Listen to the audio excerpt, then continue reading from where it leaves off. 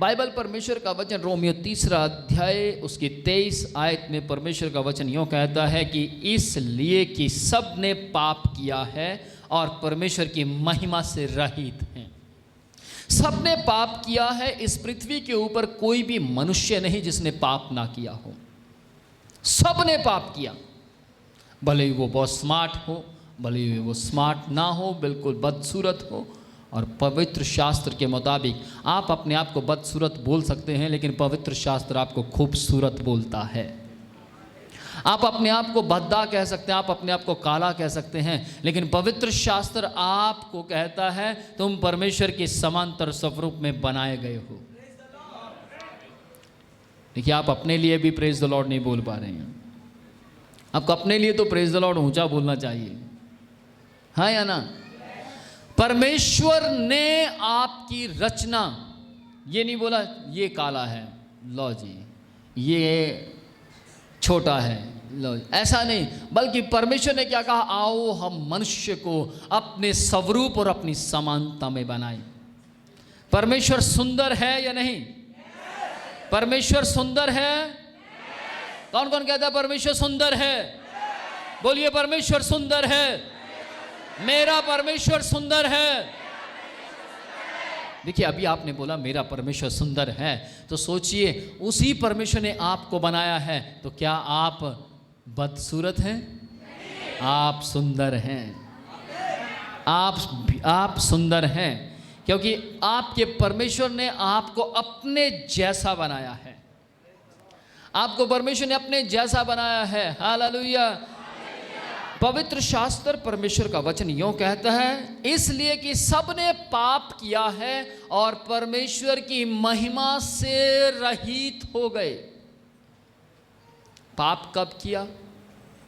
लोग कहते हैं ये छोटा सा बच्चा पैदा हुआ, ये बचपन में ही मर गया, इसने क्या पाप किया?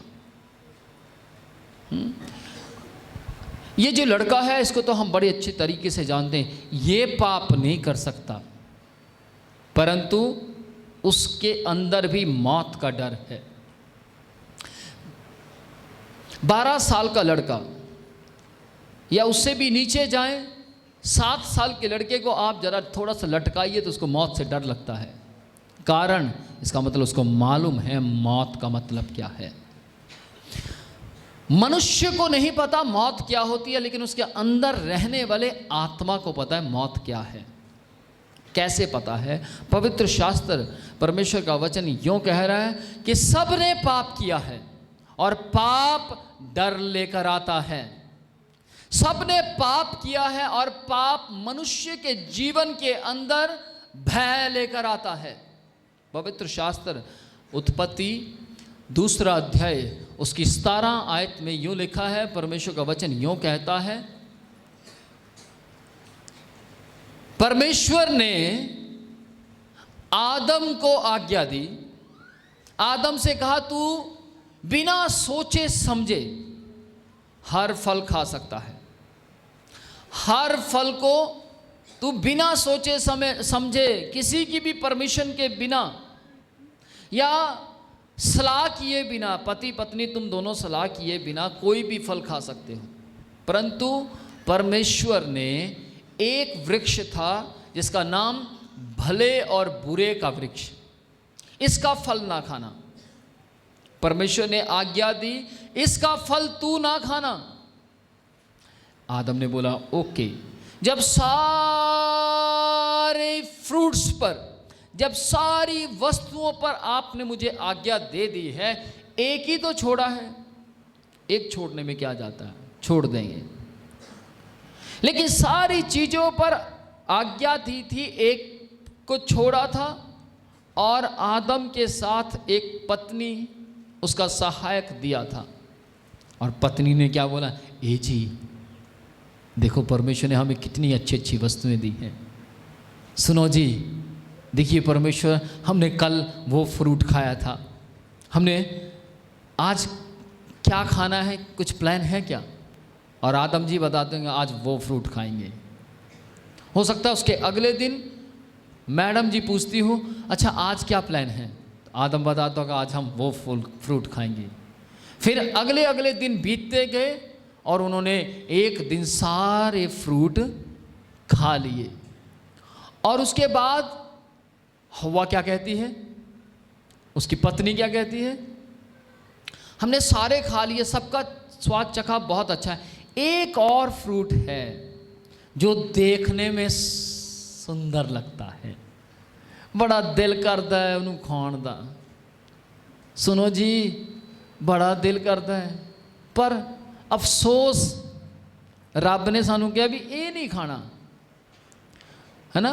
खुदा ने हमें कहा ये नहीं खाना, बाकी सब खा सकते हैं। सुनो, अगर हम खा ले, यहाँ कौन सा रब देख रहा है, तो कितना अच्छा। आदम ने, हो सकता है आदम ने कहा होगा ना नहीं नहीं तेरा दिमाग ठीक है, ऐसा नहीं करना, ये नहीं करना, ये अच्छी बात नहीं है। जब परमेश्वर ने हमें इतनी वैरायटी दी है, इतना कुछ दिया है, तो एक चीज़ हम नहीं खाएंगे तो क्या हो जाएगा, नहीं नहीं हमें नहीं खाना। लेकिन हवा ने भी सोचा ठीक है नहीं खाएंगे। शैतान ने, जिसका नाम पाप है, लूसीफर ने सुन लिया होगा, उसने सोच लिया होगा कि औरत का दिल बार बार वो खाने का है, औरत का दिल बार बार दिल कर रहा है उसको खाने का।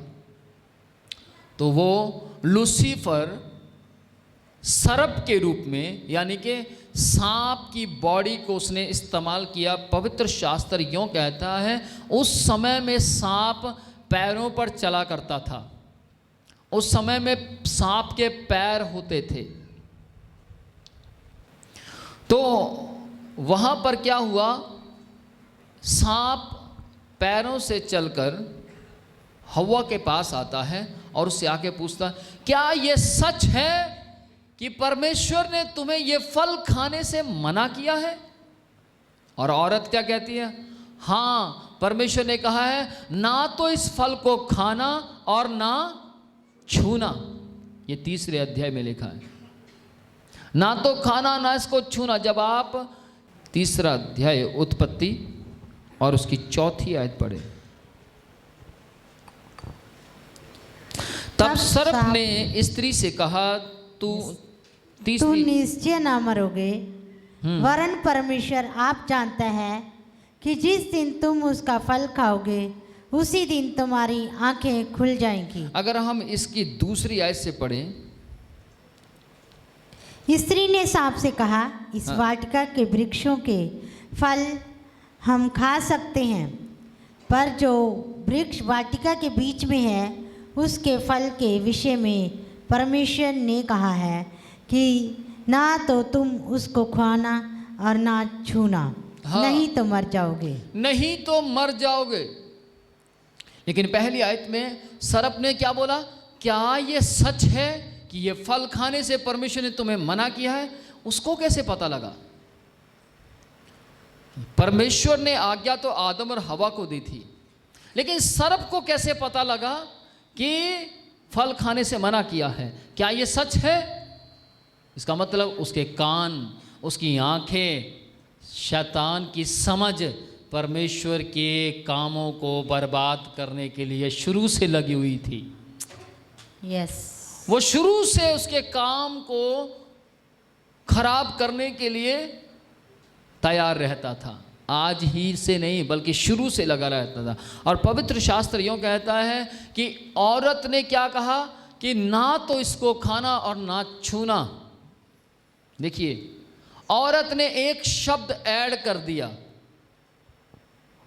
परमेश्वर ने क्या कहा था, इसको मत खाना, छूने की तो बात ही नहीं की, लेकिन औरत ने ऐड कर दिया। क्या कहती है, हाँ परमेश्वर जी ने कहा है ना तो इस फल को खाना और ना छूना।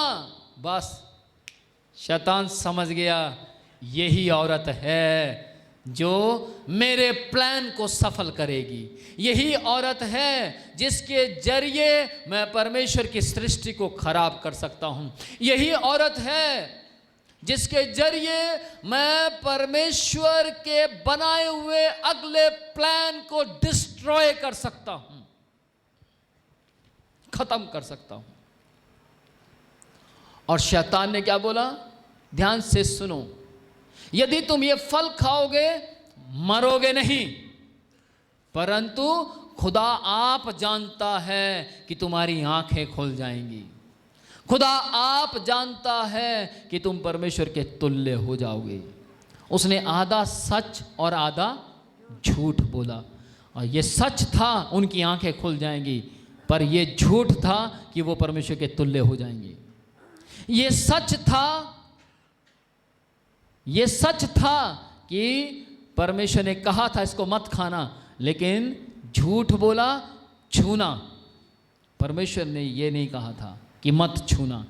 परमेश्वर ने उनको छूने से इसलिए नहीं मना किया था कि तुम देख सकते हो, उसको छू सकते हो पर खा नहीं सकते। लेकिन पवित्र शास्त्र यूँ कहता है कि उस औरत ने उसको जब शैतान की बात को सुना, तभी बाइबल में लिखा है देखने से क्या होता है, अभिलाषा गर्भवती होती है। अभिलाषा आती है देखने से, और गर्भवती होती है, और गर्भवती जब हो जाती है, अभिलाषा गर्भवती होती है और पाप को जन्म देती है। आदम और हवा के साथ भी ऐसा ही हुआ। हवा ने क्या किया, उसको सिर्फ देखा। शैतान उसके ध्यान को बार बार फल की ओर लेकर जा रहा था, बार बार कह रहा था देख इस फल को, देख इस फल को, देख इस फल को। और औरत भी लगातार देखती जा रही थी, क्योंकि उसकी तमन्ना थी उस फल को सिर्फ देखने की नहीं बल्कि खा लेने की। और उस स्त्री ने उस फल को तोड़ा, आधा आप खाया, पवित्र शास्त्र कहता है आधा उसने अपने हस्बैंड को दिया, ला तू भी खा, ऐश कर। आज जापा एक गेम ही खत्म कर देनी, बार बार विचार आंदे ने जड़े। आदम जी आदम ये क्या है, मैं तोड़ लियाई, मैं तेरे वास्ते तोड़ ली, देख मैं फ्रूट तोड़ ली।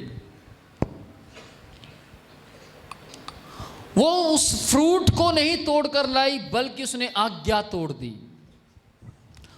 फ्रूट नहीं तोड़ा था, उसने आज्ञा तोड़ दी थी। और पवित्र शास्त्र यूं कहता है जब आप अपने घर में आज्ञा तोड़ते हैं तो डर आ जाता है।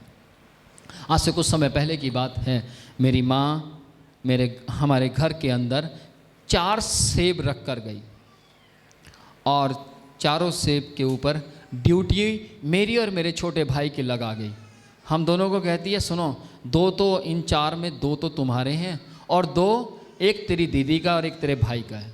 अच्छा मामा ठीक है, ठीक,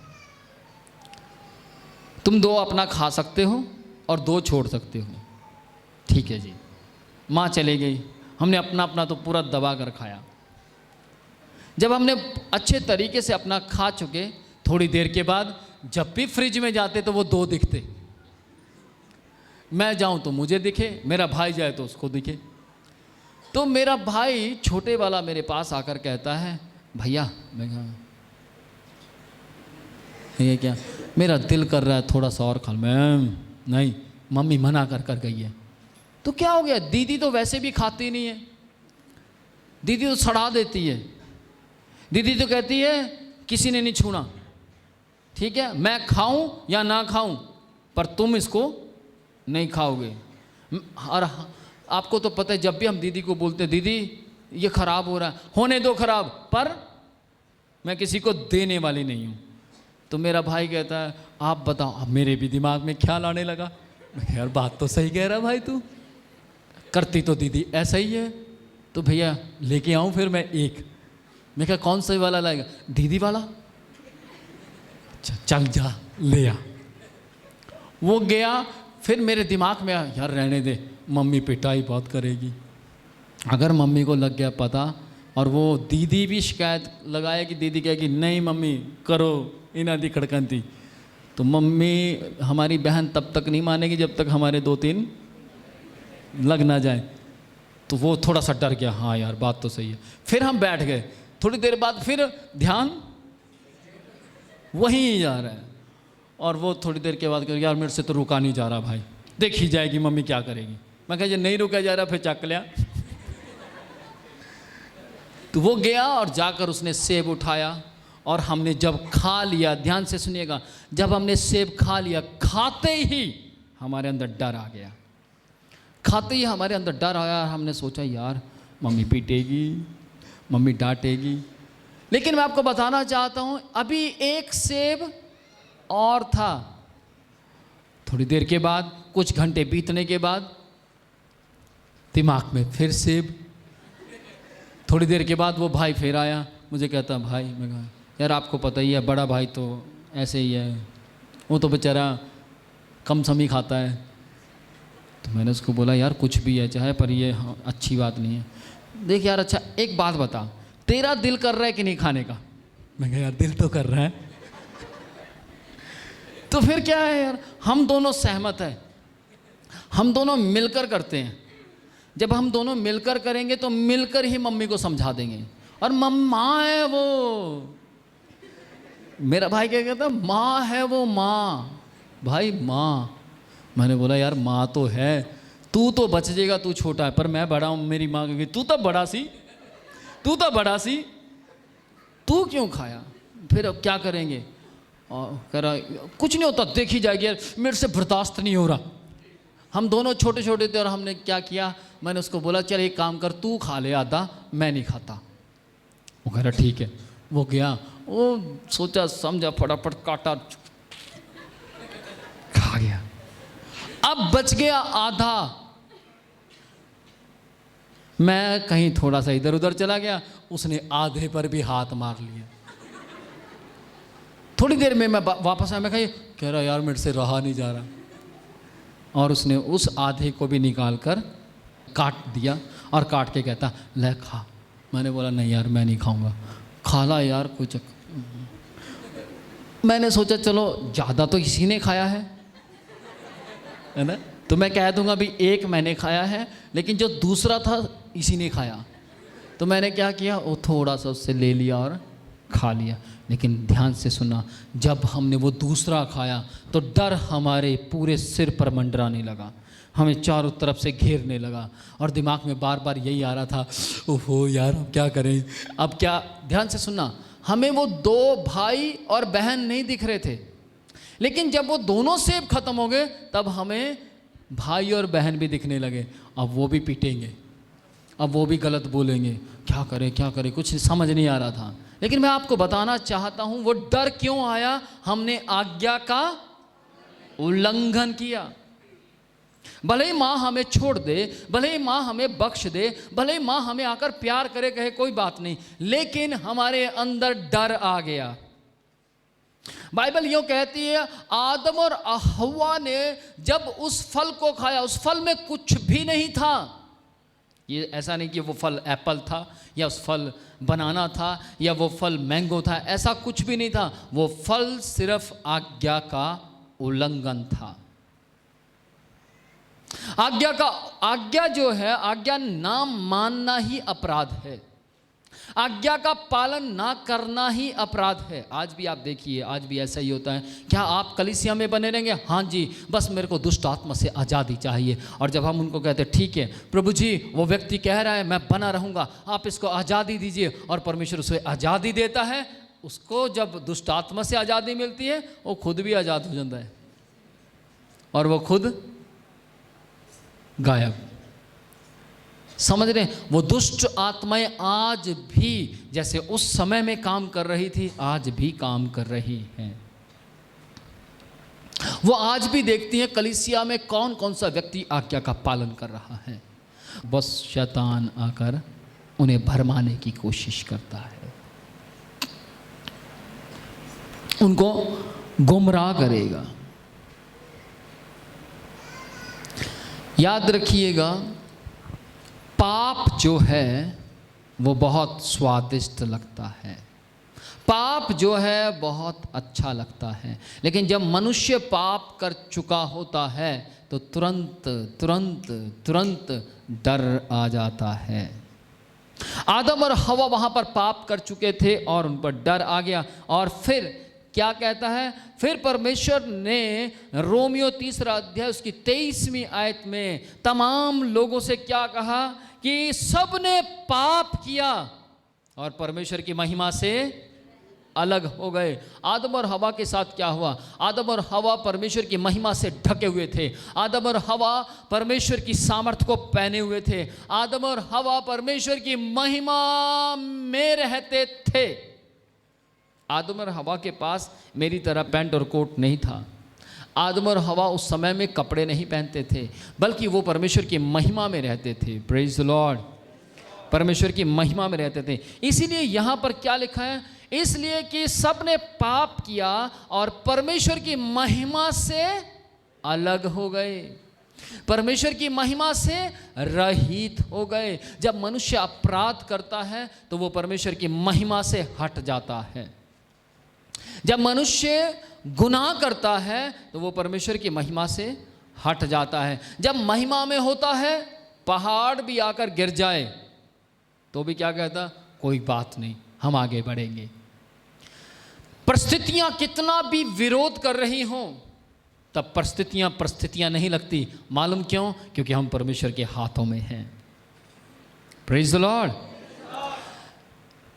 चाहे हमारे विरुद्ध में तूफान चल रहा हो, परंतु हम तूफान से नहीं डरते। मालूम क्यों? क्योंकि हमारे साथ तूफान को बनाने वाला चल रहा होता है।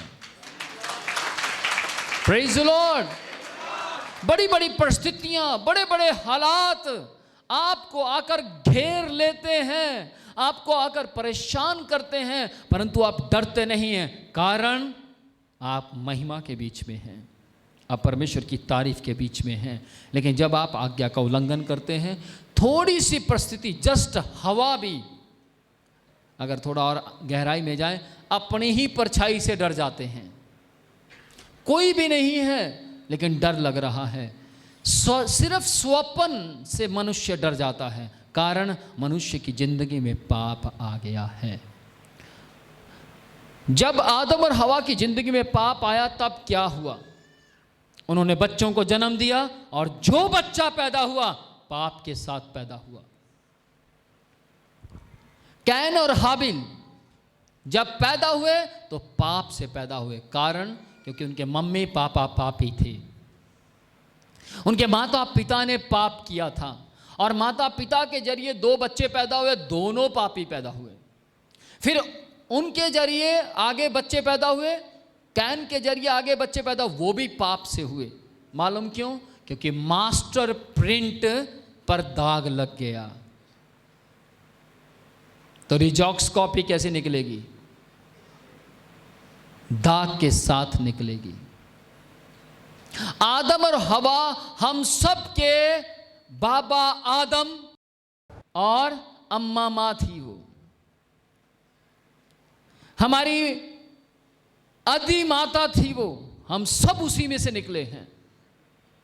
तो सोचिए, अगर कैन और हाबिल उसमें से निकले पाप के साथ, तो हम बिना पाप के निकले, हम भी पाप के साथ निकले। तभी बाइबल में लिखा है सबने पाप किया, सबने पाप किया, सबने। मालूम क्यों? क्योंकि सब आज्ञा ना मानने वाले आदम और हव्वा में से पैदा हुए हैं। सबने पाप किया और सब परमेश्वर की महिमा से अलग हो गए। बहुत से लोग कहते हैं मैं आज 35 साल का हो गया, मैंने कभी अपराध नहीं किया। भले ही आपने अपराध नहीं किया, लेकिन आप उस मास्टर प्रिंट की जेरॉक्स कॉपी हैं। आप उस मास्टर प्रिंट की फोटोस्टेट कॉपी हैं जिसके ऊपर दाग था। इसलिए आप जब पैदा हुए तो पाप के साथ पैदा हुए। आपके उस दाग को खत्म करने के लिए, ध्यान से सुनिएगा, लोग मास्टर कॉपी को सही करते हैं, तब फोटोस्टेट सही होती है। कौन कौन मेरे साथ है? लेकिन मसीह यीशु जीवित परमेश्वर थे या नहीं, उन्होंने साबित करके दिखाया। मसीह यीशु, ध्यान से सुनिएगा, बाइबल यूं कहती है, एक आदम के जरिए दुनिया में पाप आया, लेकिन एक और आदम पैदा हुआ, उसका नाम यीशु मसीह है।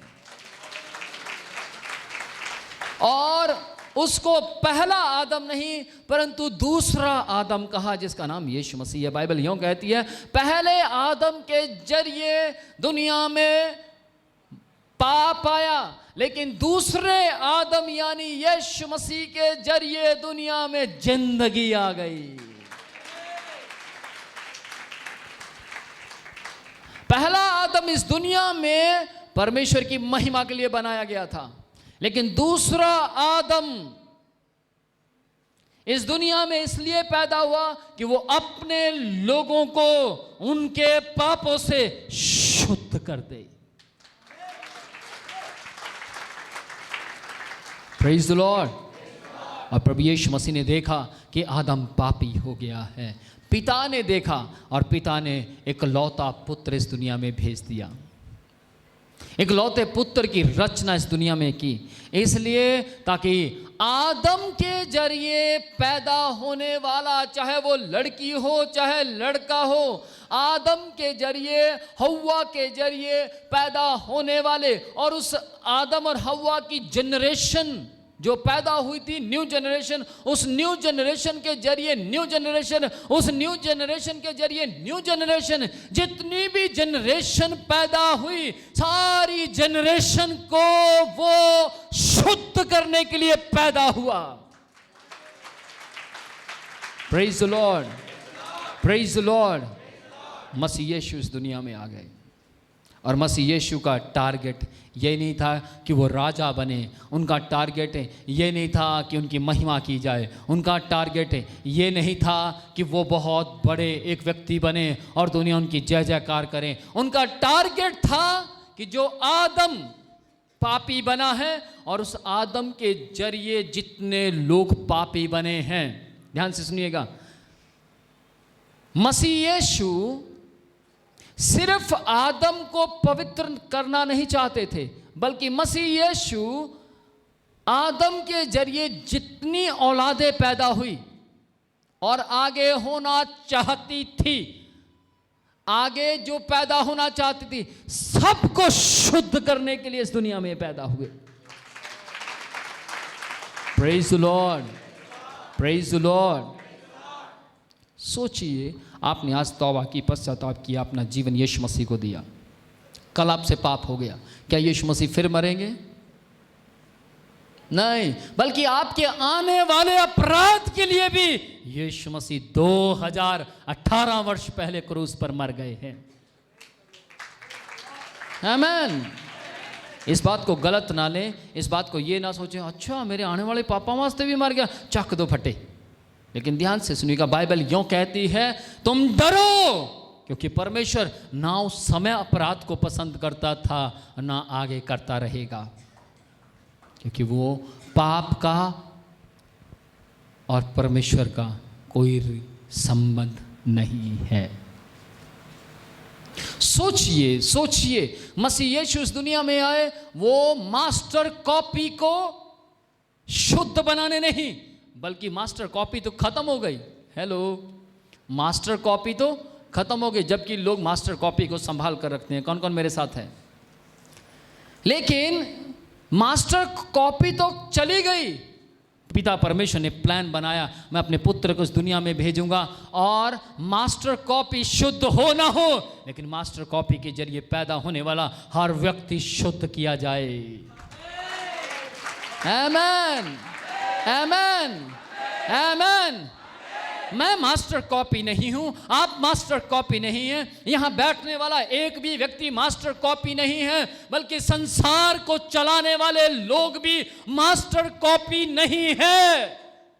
सोचिए, सोचिए, मसीह यीशु ने साबित कर दिया कि वो परमेश्वर है।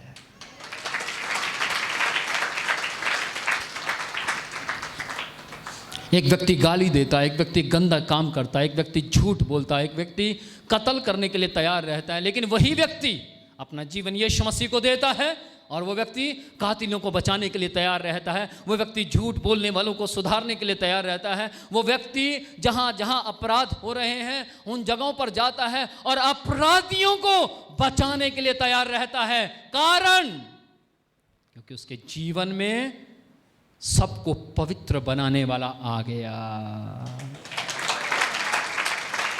Praise Lord.